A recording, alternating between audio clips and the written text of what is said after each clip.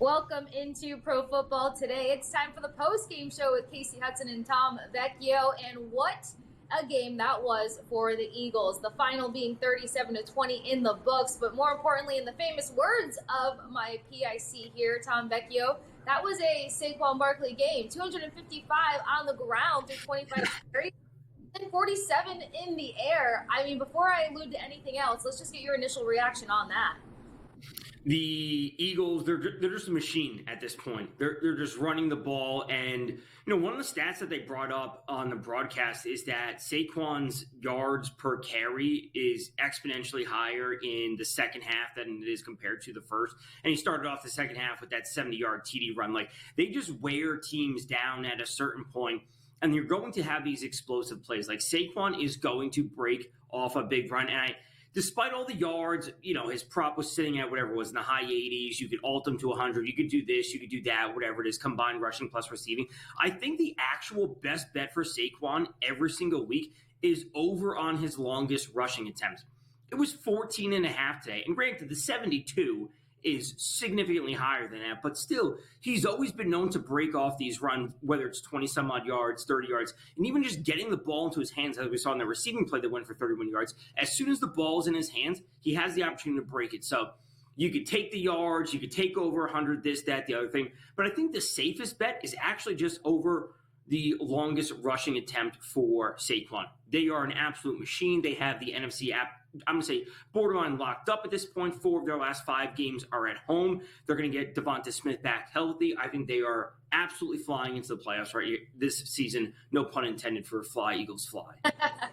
No pun intended, but we always love when it lines up beautifully with the lingo there. But more importantly, love the angle on the longest rush, because for the most part, we saw him have 3-4 breakaway. I don't want to say breakaways, hockey talk, but we saw him break out 3 different times tonight and just completely dominate the yardage, for one. For two, he's so hard to tackle. Now, he was going against a very young Rams defense at the end of the game there, but now let's pivot over to the Rams for just a second. Tom, got to get your opinion on this one. First quarter looked like this was the Rams game to take over. I mean, they looked really good. Puka Nacua was fierce as all get out, 2,000 scrimmage yards, one of 5 NFL players to do so in 23 or fewer games. So what did you make of the Rams offense before things just kind of fell apart?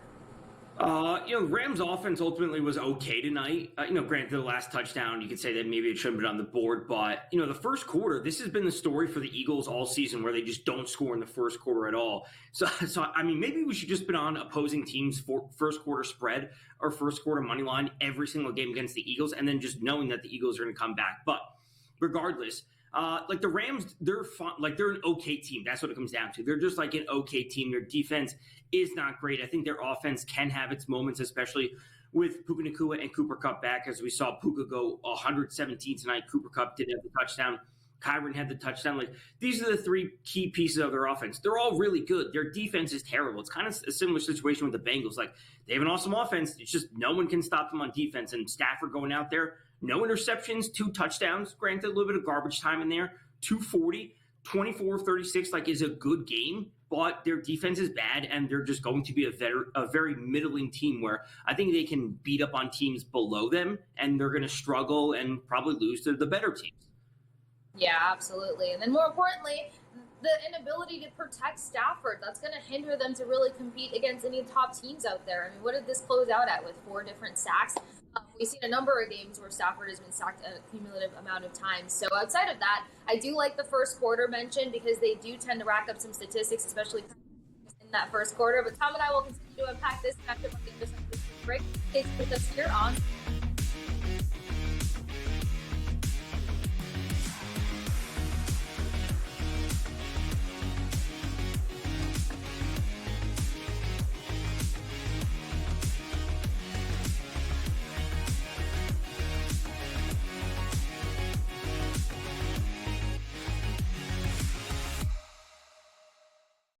Chris Cyborg, 39 years of age.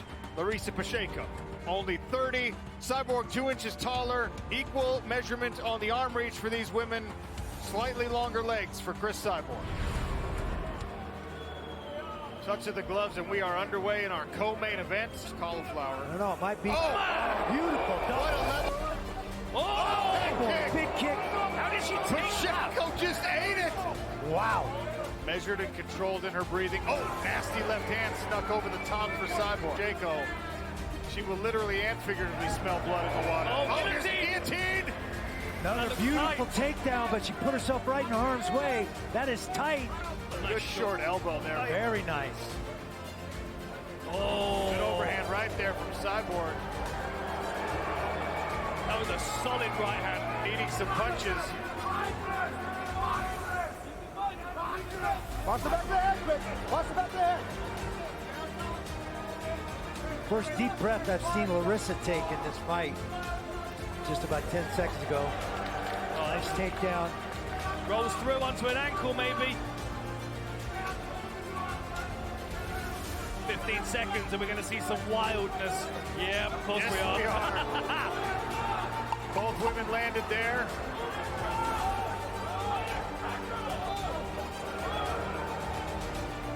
They'll swing away to the final bell here. 9-46, I'll have it for the winner by unanimous decision.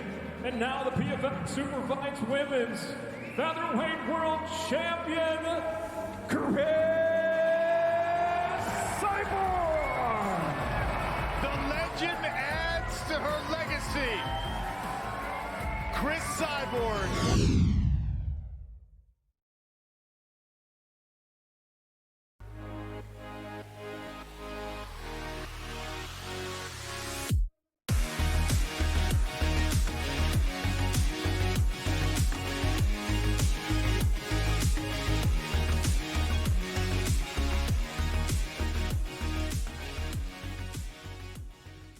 Welcome back into Pro Football Today, the post-game show with Kasey Hudson and Tom Vecchio here on SportsGrid TV, running through the Sunday Night Football matchup, and what a complete game from the Eagles, winning 37-20 over the Rams. Tom and I were just talking about the fact that in the first quarter there, it looked like the Rams were going to put up a much larger fight, but things just kind of dwindled down. We did see Puka Nacua get a little shaken up and taken out of the game until halftime came about. After the half, comes back in, puts up some monster plays continuously, but outside of that, let's talk about the Eagles' offense continuously here for a second. Tom, we were talking about the fact that Saquon Barkley was just impossible to stop. 255 on the ground, 47 in the air. Of course, one of the biggest workhorses on that roster. But A.J. Brown also had another big game. Some big connects with Jalen Hurts for one. Key touchdown for 2 and 109 yards for 3. So what do you make of him heading into this game, what he produced in this game, and kind of props moving forward as this Eagles roster starts to take shape more consistently?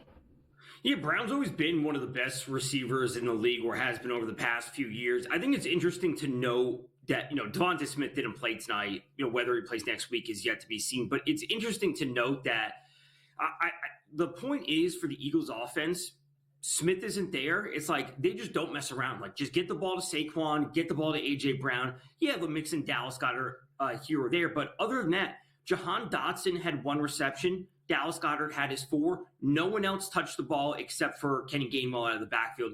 With just a few carries, he did score a touchdown. But Saquon with 30 combined touches, which is absolutely insane. Saquon with 30 combined, 4 in the air, 26 on the ground. Brown with 6. And then just Dallas Goedert and Jahan Dotson. That's it. That's great from a prop perspective. We know exactly who the ball is going to. I say this all the time about teams. We want to know who the ball is going to, right? And they're not going to the ball. That means we actually can take unders on a lot of those players. I wish I took the under on Jahan Dotson. That's one of the players I considered taking the under on. His prop was sitting at 16.5, 17.5 as receiving yards, and with 4. 1 target. He's out there running wind sprints. He's just not involved in the offense. So when we do see Smith back, he will be involved. He should be that second receiver alongside A.J. Brown. But if he's out, we can really just key in on the main players, and we don't have to be confused about anything. We know who the ball's going to. Let's keep it simple and Saquon for 100-plus yards every single game. That's what I was hoping you would say, because I'm learning from you, Tom. You like when it comes down to clear, concise play here, and you know where the target share is majority going to go, and that kind of perfectly pivots us over to a Rams roster that's not exactly as easy to pick. Yes, Puka Nacua is kind of a lock. Cooper Kupp can be kind of confusing sometimes because his numbers just kept jumping all over the place. Even before Puka Nacua got shaken up in the second quarter, I mean, he was at 39.5, then he was at 50.5, then he went down to 42.5. That shifts entirely throughout the game, closed out with 60. Then you got Demarcus Robinson sitting at 27.5, only has 2 receptions for 15, so probably one of those unders that you were alluding to. So what do you kind of make of the Rams roster? Because coming up here, I think they have the Saints, they got the Bills, and then the Niners moving forward over the next 3 games. Yeah, this is make or break time for the Rams, and they need Kyren Williams, Puka Nacua, and Cooper Kupp to show up every single week. Like, that's what we have to be getting from them. You like to see more on the ground from Kyren Williams, and it's good to know that Kyren Williams is still the guy. Like Blake Corum, the rookie from Michigan, got 1 carry, and other than that, it was all Kyren Williams. So he carried 16 of the 17 running back carries for the Rams, which again is good. And then it just has to be Puka Nacua, and Cooper Kupp for the Rams offense. Sure, we'll see Tutu Atwell and Demarcus Robinson involved here or there. Maybe Colby Parkinson will catch a touchdown pass. But it's not going to be a large volume of passes. So ultimately, I just want to push them out of my consideration because we don't want to be too confused. Because at the end of the day, McVay knows what he has to do best, and that's just move the ball in the air efficiently and get it to those 2 receivers. Love that. Well, overall, again, if you guys missed it, Eagles come out on top 37-20. What are some of your biggest takeaways from this victory for the Eagles and this loss for the Rams? If you have an Eagles division ticket, I would that's looking awesome because not only did they win, but the Commanders lost. The Eagles have the head-to-head victory, and the Commanders are now 3 games back in the loss column over the Eagles, and the Eagles are just rolling towards the division title, and obviously the conference title is looking that much stronger for the Rams. They need to pick up these wins. They're going to need help. They're going to need the Seahawks to lose, the Cardinals to lose, the 49ers to lose, et cetera, if they want to have a shot at getting not just close to the division, but they need to start worrying about just the last wild card, which is certainly looking tough in the NFC. So Rams, future ticket holders, it's getting dark.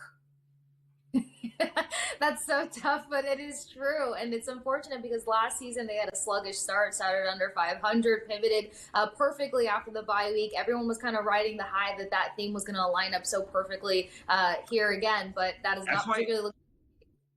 Yeah, I mean, we did on the Thursday preview show. I said this is what's such a big game for the Rams because the Cardinals and the Seahawks played each other, and the 49ers were going to be without or potentially without Brock Purdy. So the 49ers lost. One of the Seahawks and the Rams were guaranteed to lose today. And then this was a spot for the Rams to make that move, and they couldn't do it. The Eagles are just the better team.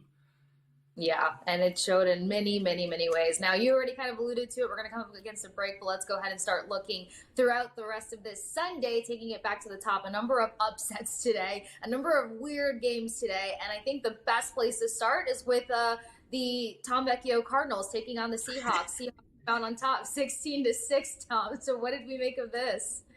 On the Thursday night show, I said I love the under on this, which was sitting at 47.5. I also said specifically I like the under, but I also like over on Kyler Murray over 214.5 passing yards.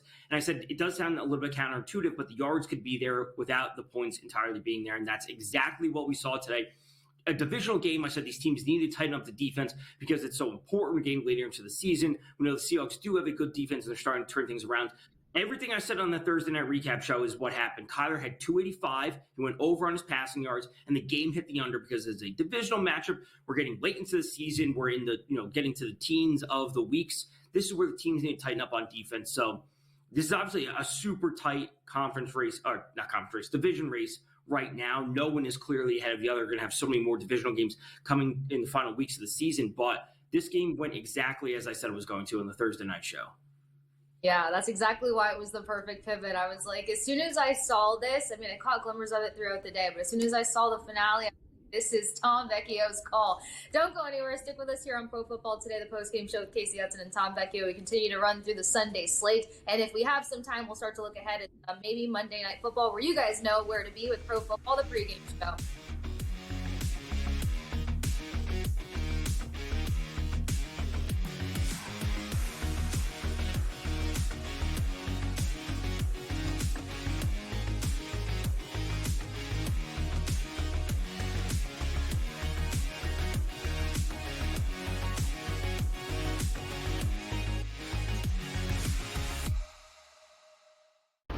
Cyborg, 39 years of age, Larissa Pacheco. Only 30, Cyborg 2 inches taller, equal measurement on the arm reach for these women, slightly longer legs for Chris Cyborg. Touch of the gloves, and we are underway in our co-main event. Cauliflower. I don't know, it might be beautiful. What a level. Big kick. How did she take that? Pacheco just ate it. Wow. Measured and controlled in her breathing. Oh, nasty left hand snuck over the top for Cyborg. Pacheco, she will literally and figuratively smell blood in the water. Oh, here's the guillotine. Another beautiful takedown, but she put herself right in harm's way. That is tight. Good short elbow there. Very nice. Oh. Good overhand right there from Cyborg. That was a solid right hand. Needing some punches. Watch the back of the head, Chris. Watch the back of the head. First deep breath I've seen Larissa take in this fight. Just about 10 seconds ago. Oh, nice takedown. Rolls through onto an ankle, maybe.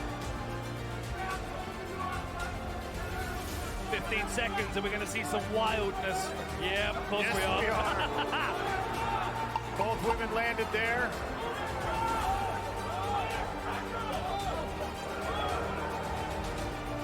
They'll swing away to the final bell here. 9-46, I'll have it for the winner by unanimous decision. And now the PFL Superfights Women's Featherweight World Champion, Chris Cyborg! The legend adds to her legacy. Chris Cyborg.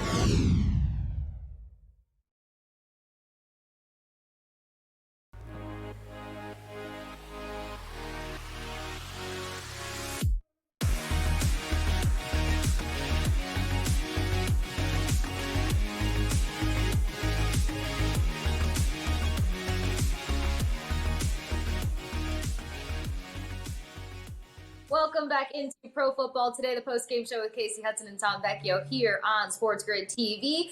We talked about the Eagles beating up on the Rams 37-20. We talked about some props and some specific targets you should continue to eye as the regular season follows through. But now we got to talk about some of these crazy games that took place. Tom and I were talking during the break. The 425 slot was just pure gross. But that pivots us perfectly to the Titans beating the Texans 32-27. Who had this on the bingo card for today? We've talked about the Texans having to clean up their game over the past couple of weeks. We've talked about a more complete performance, and this is not what I had on the card. Tom, what do you make of this matchup? Well, of course, Nico Collins scores the game after I spoke about him. Same thing happened with Puka Nacua last week when he scored at the Patriots. Horrible game from Joe Mixon on the ground, just didn't get it going. And the Titans do have a good defense.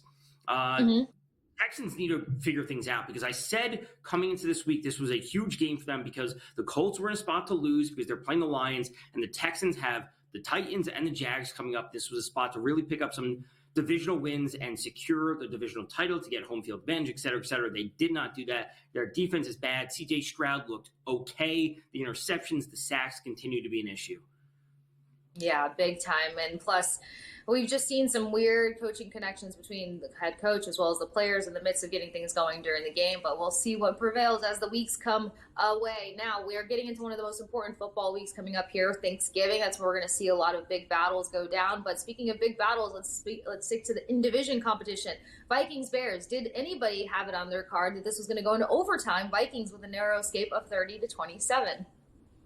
I got to say I am shocked and pleasantly surprised at what we saw. You know, everyone's always talked about, especially this season, Vikings and the Brian Flores that defense about how it has been so good. And we've also talked about Caleb Williams and the immense amount of struggles he's had.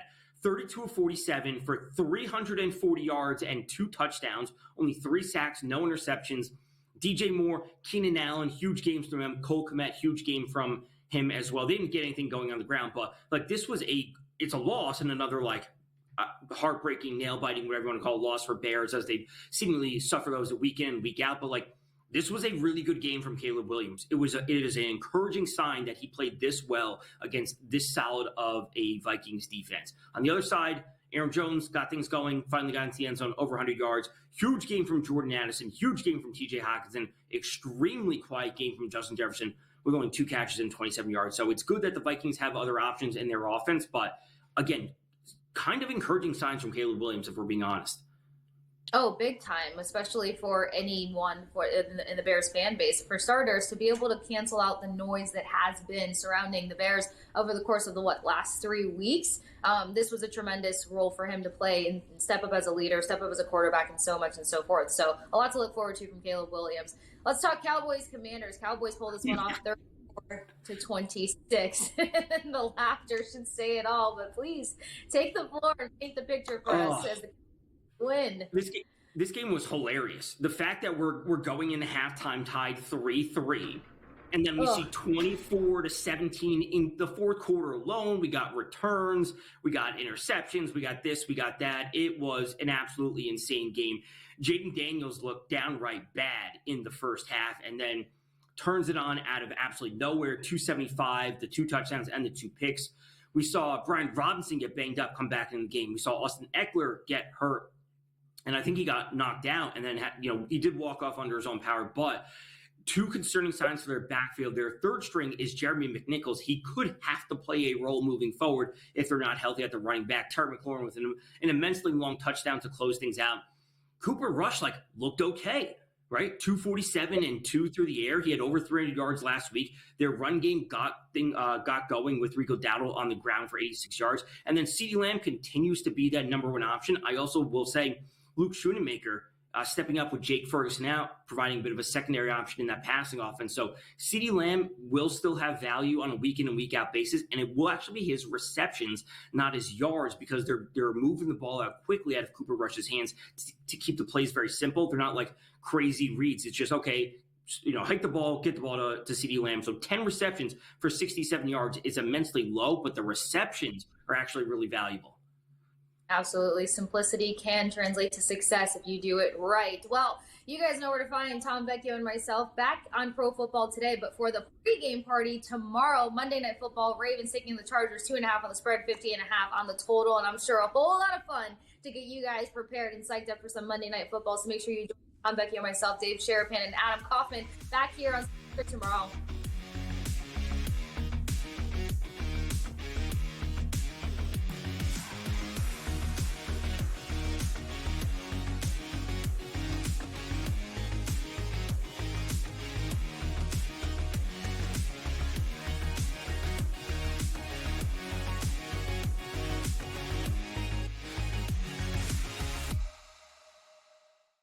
Chris Cyborg, 39 years of age. Larissa Pacheco.